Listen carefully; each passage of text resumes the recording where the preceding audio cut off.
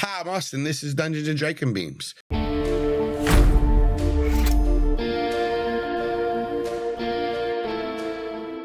Previously on Dungeons and Dracon Beams. Harsh, stinging, cloying fumes swirled into her lungs, pulled in as she bellowed in and out, sniffing at the grass. Pointed ears swivel towards the sky.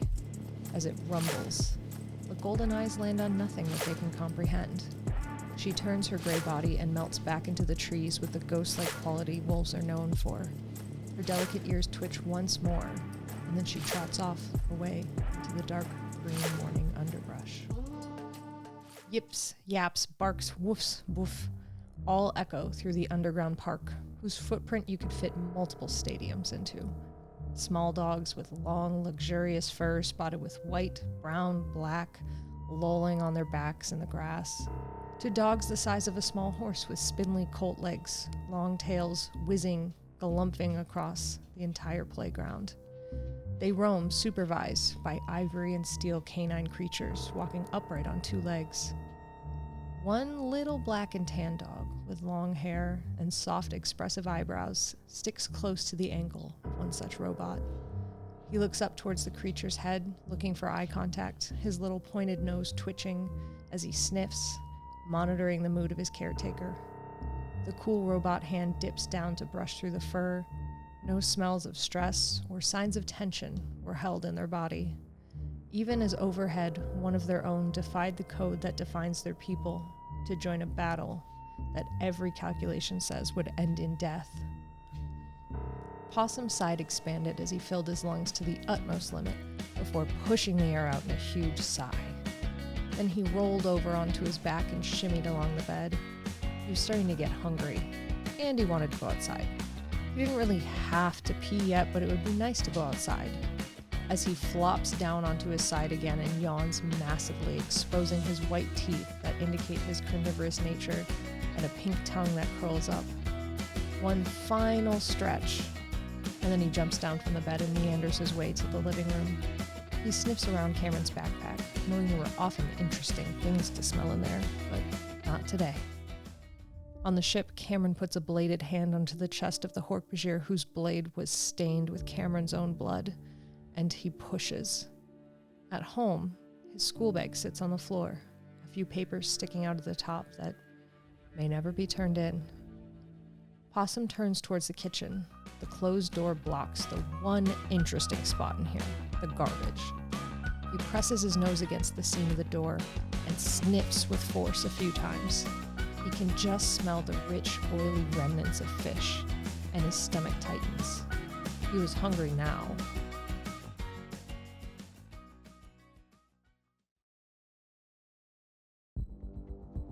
As the blade ship crests above the ground and starts to rise into the air of Ocean Grove, we see inside the corridor a battle break out as Sub-Visser 11 and Visser 1's elite guard have just been shot at by a turret. Underneath that turret is Visser 3 guards, which is very confusing when you've been shot in the back. So Visser 11 yells out an order to kill Visser 3 and all his guard. The elite guards will start to shoot Dracon Beams. First one at Visser 3. You see all this Zaka going on.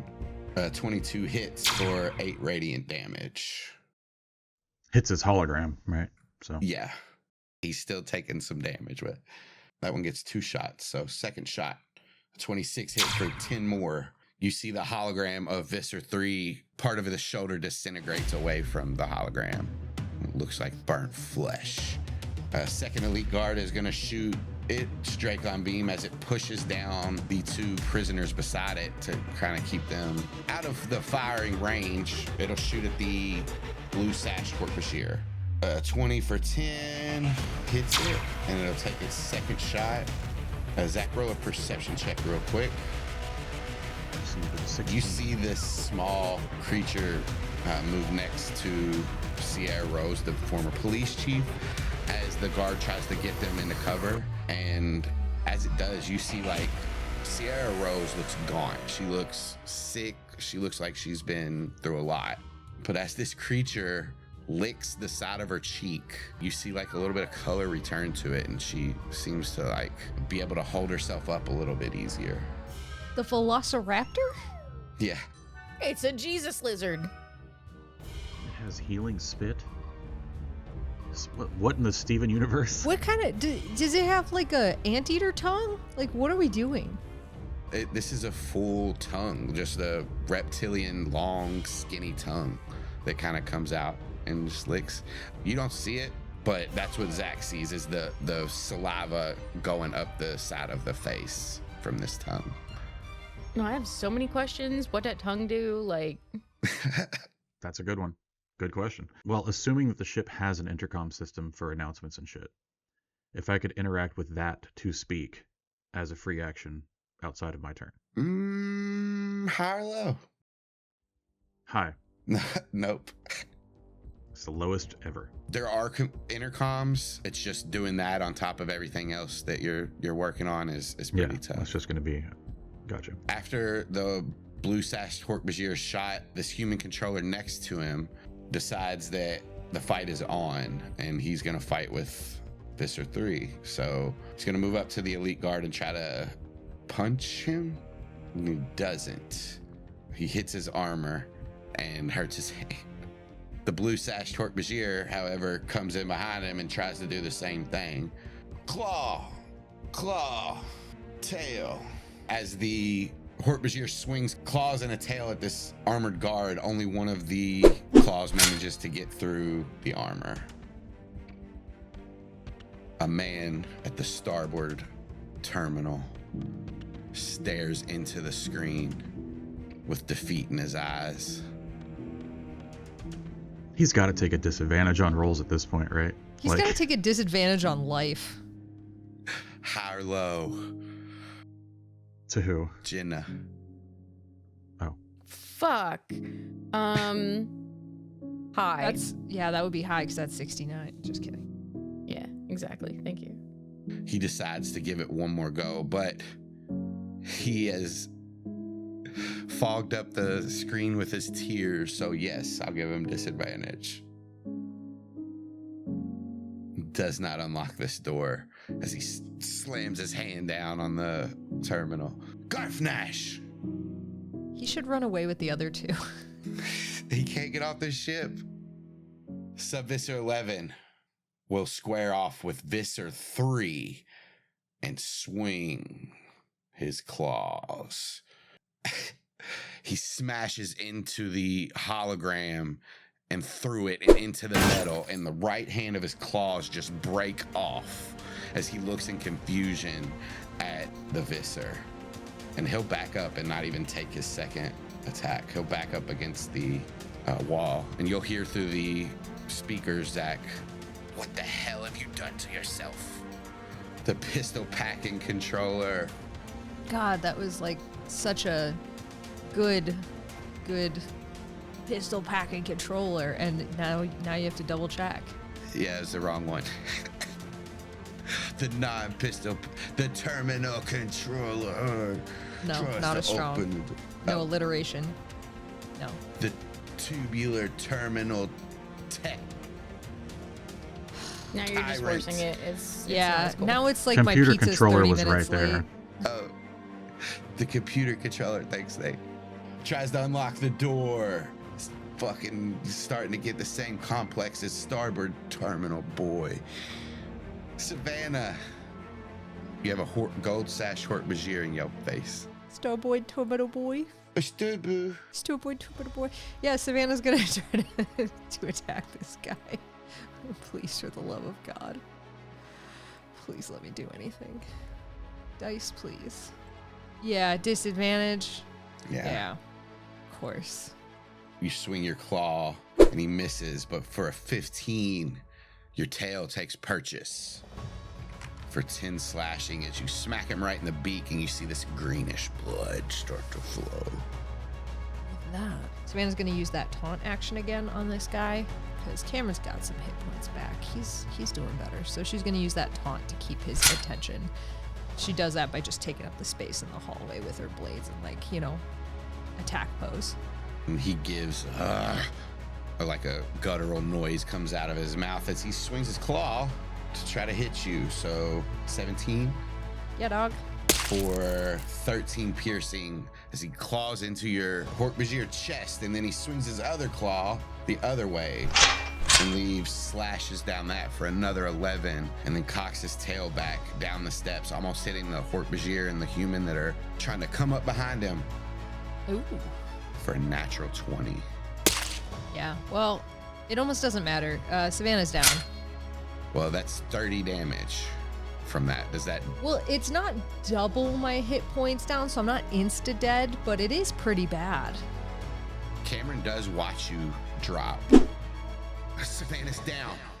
After downing Savannah, the Gold Sash Hork-Bajir will take the rest of his movement to get to the top. Dylan is up. Do I have access to cameras? I was gonna say cams, but like not Kamren. Do I have access to cameras within the ship? I'll say yeah.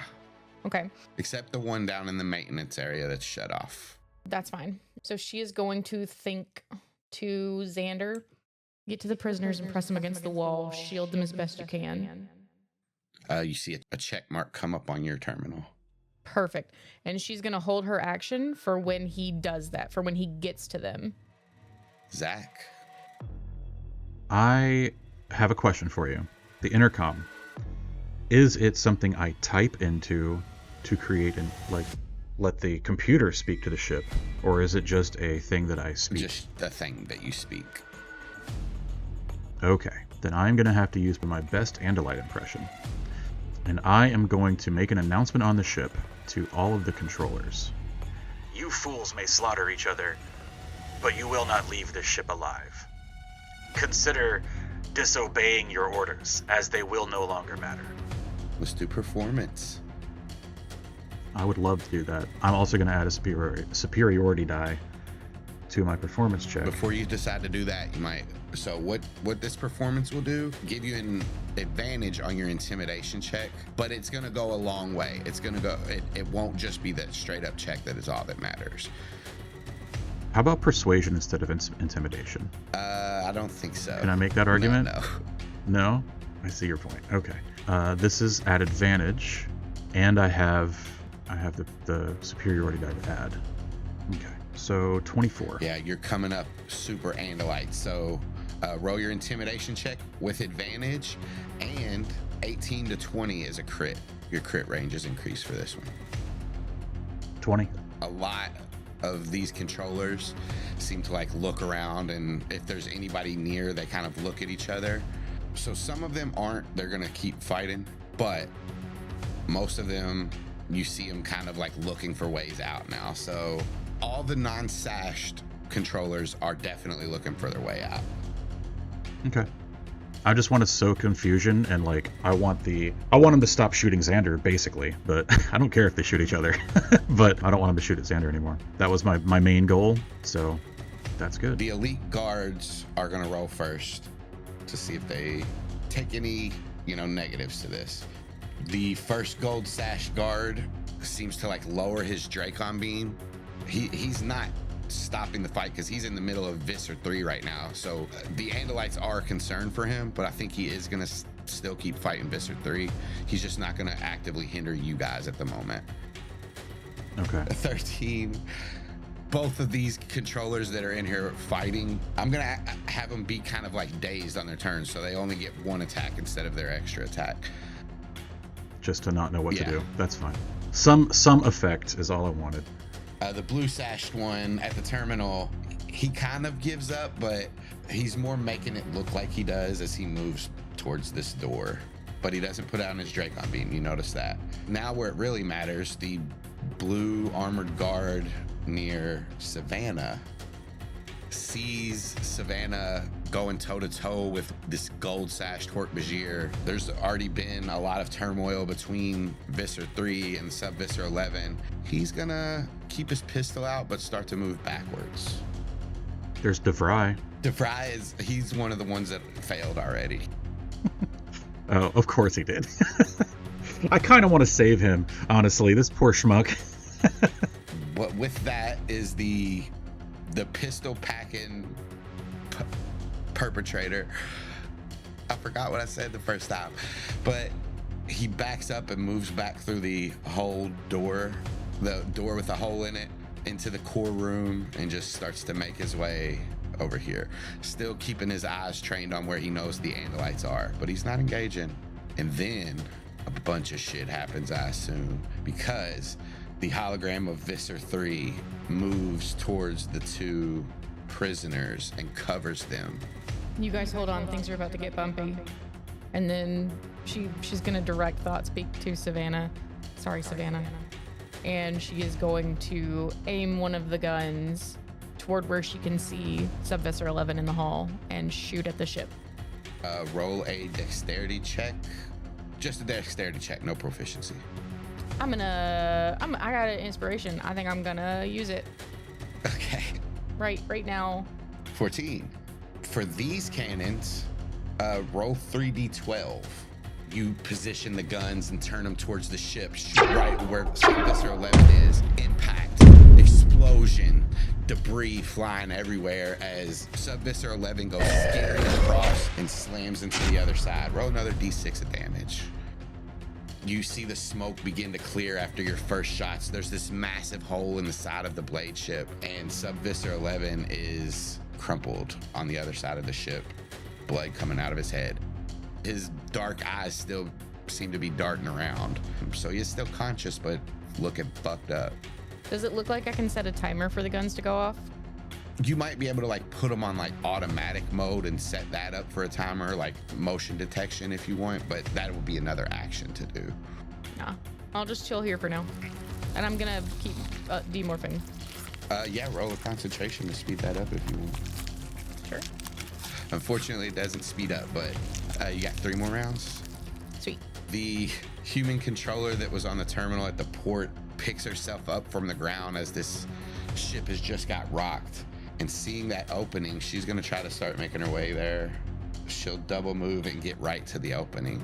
She looks down and sees that the ship is up above the open hangar. And then she regrets her decision coming here.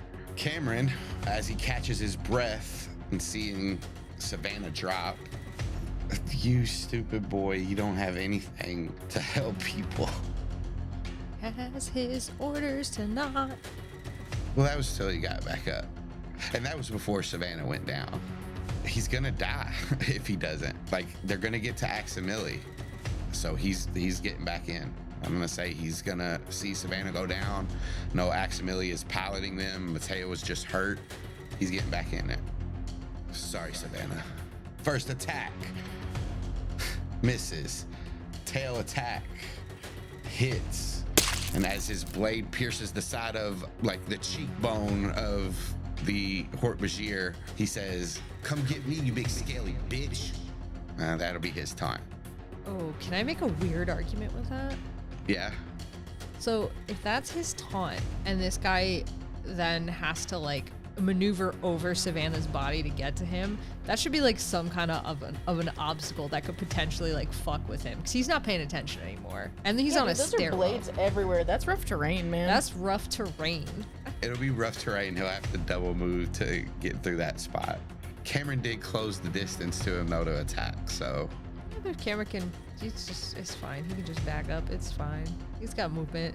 Matea, she's not fully morphed yet. That does speed it up. I think she has like 3 rounds left. As she's like still trying to recover, she's just gonna give Aximili the help action, which Aximili also knows that Savannah is down and is kind of looking over his shoulder to see what's going on. And he sees Kamren kind of addressing the situation. To be honest here, he doesn't know I guess just move is the what he's supposed to do. So he just pilots the ship. Well, he should know, because they went over the plan before multiple times. Yeah, but isn't the plan just take the ship up and destroy it somewhere? They're gonna crash the ship, make it look like an accident. That was the thing. That's why they got the logs. That's why they were setting up this whole thing with the visitors, is they want to crash this thing. And when we specifically talked before, I think we talked about a crash spot that was like out in like the woods area, so it wasn't gonna like kill civilians and that kind of stuff. So what I mean is he at this moment without any direction from Savannah. Yeah, he knows the plan, so what he'll do is pilot it to go that way. He can just kind of do that, so I'm gonna let him roll to speed up. He knows how to drive. Let's see, he gets advantage because Matea's helping him. The ship just shoots through the atmosphere of the Earth. As Aximili's turn, the fight. Everybody in this room right here is now prone, and you can see that, Zach, as the smoke starts to clear. The gold armored elite guards, the blue sashed Hork-Bajir, Sub-Visser 11, and the hologram of Visser 3 shielding the two prisoners. You see them all start to stand back up as their round is starting. This human controller attacks the one in front of him. He's dazed, so he only gets one attack. Sorry, which was this human controller? Where? Who? What? The gold armored human controller in this corridor that just got blasted is gonna attack a Visser 3 controller that is also in there. A 13, I think, hits that. Let me double check. It does for 6 damage. Through the smoke, you can see that this soldier's Dracon beam is now blinking like 2 red bars on the side of it. Zach, you can assume that that means he must almost be out of ammo in this one. Again, in the same room, the other gold armor controller starts to stand up and will try to shoot at the Hork-Bajir, the blue sash Hork-Bajir, with a hit for 8 damage. The controller that was just shot with a Dracon beam loses an arm, but will try to go out in a blaze of glory, attacking the man that took his arm, his host's arm, with just a little punch, which breaks through the armor. Hits this guy with the armor right in the neck for 1 damage. The blue sash Hork-Bajir attacks the same guy as well. So one claw rakes in, swings around with his tail to smack this gold armored elite guard in the head. Sub-Visser 11. Oh no, the starboard terminal guy. DeVry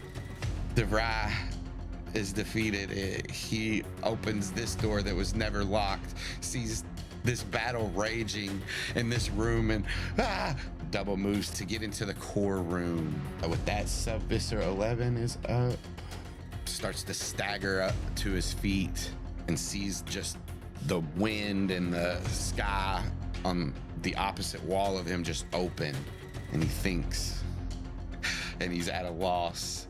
Tries to open the door beside him, and it's still locked through the blast. I mean, I guess there's a wall he could get out of, but what is he gonna do? He doesn't know. Fuck. He has no choice. He cowers in the corner. He's weak. He's lost one of his claws. There's a blue sash Hork-Bajir that he don't want to fuck with.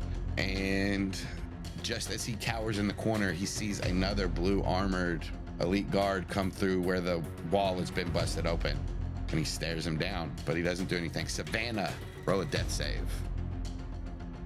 Okie dokie. That's about as close as you could fucking get. This green blood shoots out of your Hork-Bajir neck. Gold sashed Hork-Bajir will attack Kamren. He takes extra movement to step over Savannah's body as the blood squirts up on him. A claw. Miss. As Kamren blocks the first claw. He is hit with the second. But what about when he fell down the stairs because the terrain? It's got a bruised knee. He doesn't fall down the steps. He just takes extra movement to get over. He steps on your body. At least like step on a claw and get like poked. Like take the grapple. If he's stepping on my body, can he at least do like the bladed grapple damage thing? Fucking low. Are you kidding me? No. We're up to me. You would die on a 54 because it's lower than a 10 or whatever. He misses his first attack, hits his second as it claws into Kamren, and then this gold sash Hork-Bajir swings his tail around for a 15, connecting into Kamren's side. Holy shit.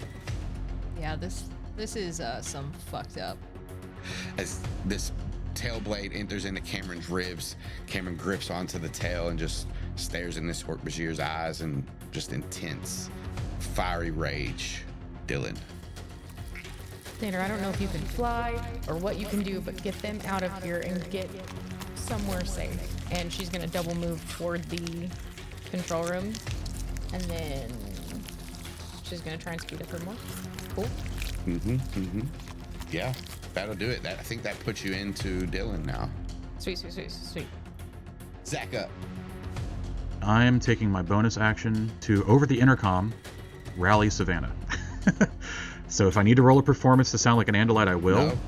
But I am okay. I can just ride that last one. I'm still doing it as an Andalite because I'm gonna say, Prince Van, the battle rages, and that hopefully is enough to count as a rally and give her the temp points. Hell yeah.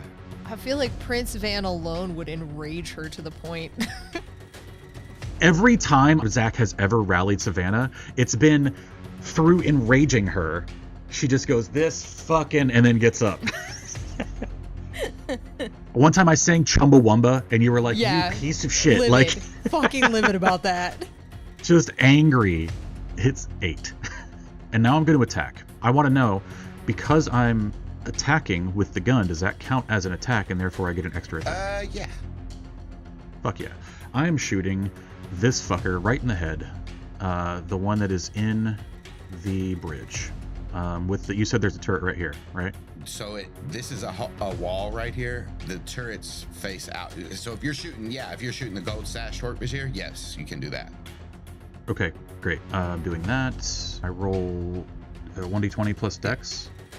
16 hits. Okay, on the damage. 2d6. Do I add anything to that? No. Come on, man. 3. You get your second attack. I was going to do a distracting strike so that I can expend 1 superiority die to distract the creature, giving your allies an opening. I add the superiority die, so let me add that now. So that's an extra 4 damage. And the next attack roll against the target by an attacker other than you has advantage if the attack is made before the start of your next turn. So Kamren, presumably, will have advantage on his next turn, unless Savannah comes up the stairs and hits him. Whoever. And now I will attack again. That one is 12. I don't think that's gonna hit. The first shot hits him. He looks up. He sees the turret and ducks back into the stairwell just a little bit to stay out of the second shot. But Van is up. So that's the main goal. Next up is the blue armored human that's in the core room, who keeps moving back, opens this door now and sees the chaos erupting in here. He puts his pistol up, pulls his Dracon Beam out, and he'll attack the closest gold armored human controller. 17 will hit. I'll take that controller out. I say he hits his friend on the way too, so both of them. Second attack, he'll attack the last human controller back there in the gold armor for 17 damage. As a Dracon Beam shoots through the hallway, it takes out 2 human controllers and collides with a third, singeing his midsection. Xander, on the computers that are kind of glitching in and out now, the monitors on the cameras in this room, picks up Sierra Rose and the reptilian alien, and with all of his movement runs and jumps out the opening. Xander is out of the battle. Savannah, you've been getting hit a lot. Let's see if you can help with this. High or low? Excuse me, sir. Absolutely not. Absolutely not. Pick you might anyone get- else. Pick anyone else. I pick you. High or Pick low? anyone else. Are you feeling lucky right now, Austin? No. Low. Another one of the blue armored guards cannot get out of the way in time of Xander, and he shoulder checks him, and while he's about to fall off, Xander doesn't let him die, so with one of his Andalite holographed hooves, he kicks the guard back onto the ship, but the guard is out of commission. He saved his life by kicking him, and that's okay for him. Well, true. But it was kept somewhat from Xander that you guys were blowing up the ship. Somewhat. Pretty sure I announced it over the intercom. Yeah, but he thought that was a bluff.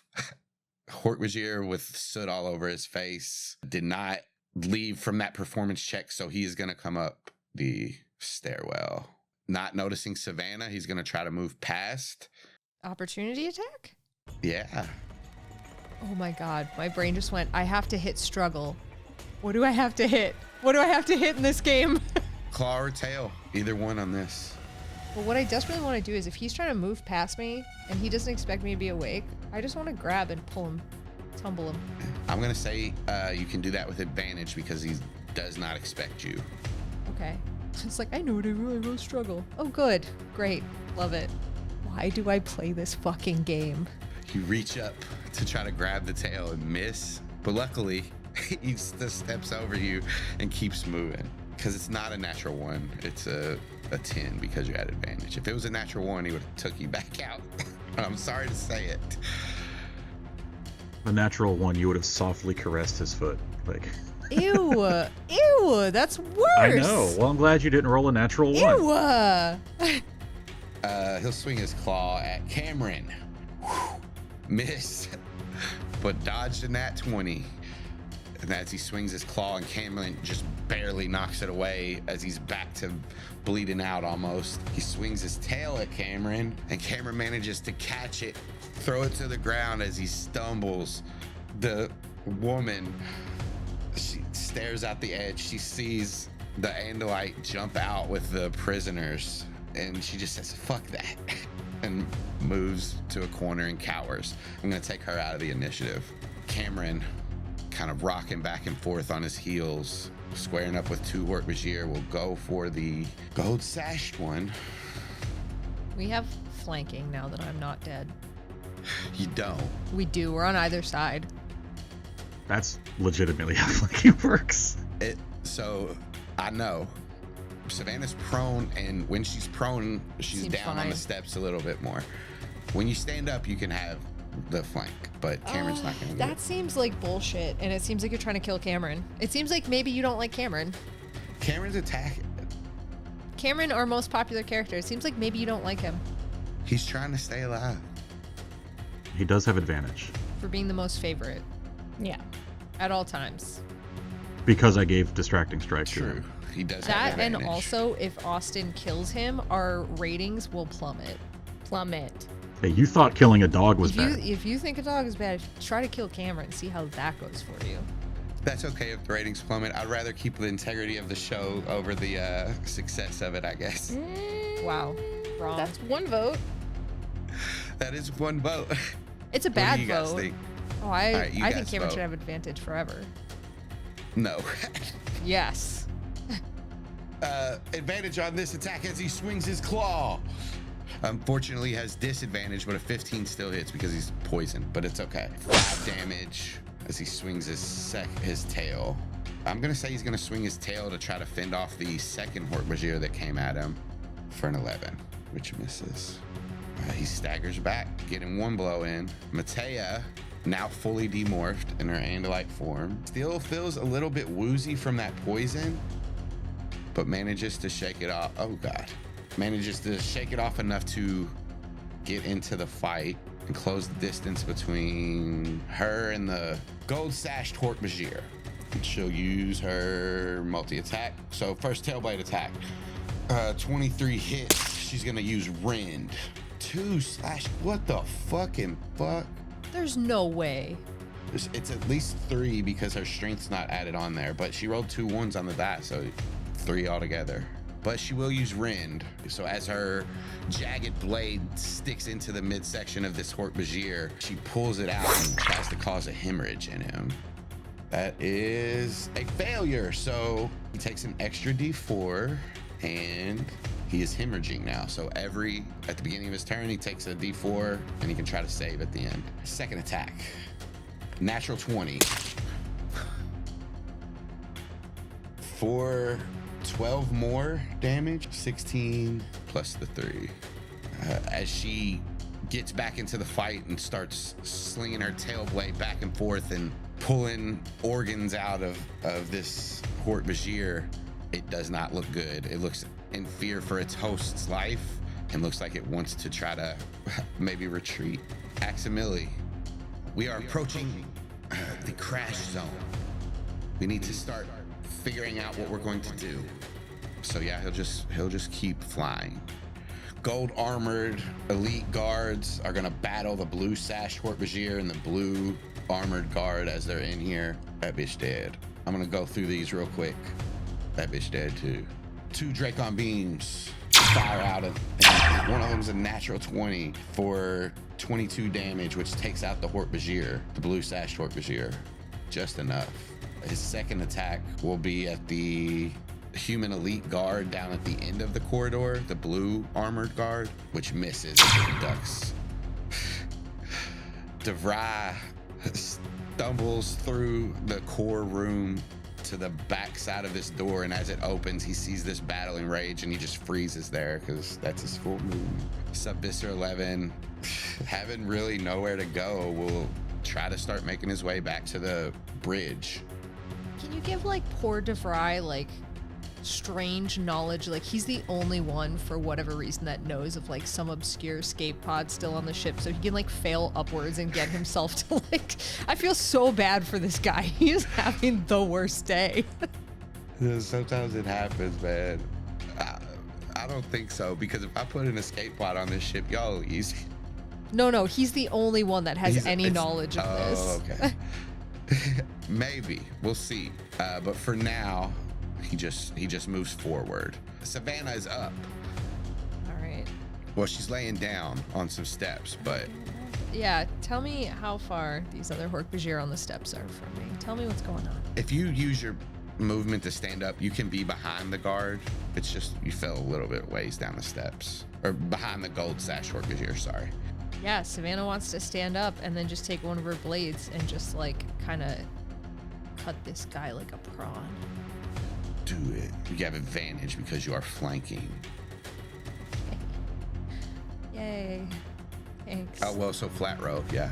Yeah. Thanks. For nothing. 15 hits. Oh boy, howdy. Your blade slices into his back as he kind of clenches up his muscles as he takes that huge gash, and he looks to be teetering on the edge of consciousness. Can I use my other attack now? Yay! Try at least. 16 hits! Yeah, minimum damage takes him out. What's this look like? So Savannah stands up from this deadish state and just shoves her blade like through his chest. I like to imagine comes a little bit through the front, so Kamren's like, what the fuck, being on the other side thinking Savannah's dead. And then she just pulls the blade out and turns and tumbles him down the stairs with a slash of her tail, and then says something to the effect of, all right, let's crash this thing. And that's going to be rally the troops to the entire team. I know not everybody has lost hit points, but let's just go there. And it's going to be 1d10 plus my wisdom modifier. So that is 5 hit points to everybody. Bet you wish I rolled better. I don't. Because you all have done amazing roleplay through this with your all's talking and just the way that the actions and the moves that you all do are hidden, I'm going to give you all inspiration for roleplay. Yeah, you said it was going to be cool. That was sick. Dylan, you are up as you hear that from Savannah. Dylan is just like, fuck yeah. And you see her eyes go like really dark. You'd say almost black, but it's more of a chocolate color. And then this black fur starts to sprout from her everywhere as she's like rushing her way toward the cockpit. Can she make it up there if she's dashing? Yeah. We'll say you make it just to the edge of, you're like right behind Kamren as he's in that doorway. Zach. Can I speak directly to the bridge console through this computer? Like, can Yes. I type messages back and forth? You Okay. can speak as well if you want. I know that I can speak to the whole ship, but I'd rather keep this between me and Axe. I Okay, just can't. okay. I can't thought speak. So to Axe, I'm going to ask, are the corridor doors airtight? Yes, airlocks are in place at each door. Okay, then I'm going to tell him to take us into vacuum before we He'll crash. say, are you sure? Absolutely. And then I'm going to lock the door to the engine room. The one from the engine room to the corridor. Is intelligence. I'm going to use my inspiration immediately. Oh shit, I rolled Arcana instead. Oh no, that's even worse. No, it's still a 13 because you would add 3 to it. You engage the lock and you think you've done this, but as you like look back, you see you just engaged like the regular lock. You haven't done the airlock yet. Okay. And Aximili begins to take the ship up, and you all feel it start to shake more as it points toward out of the atmosphere.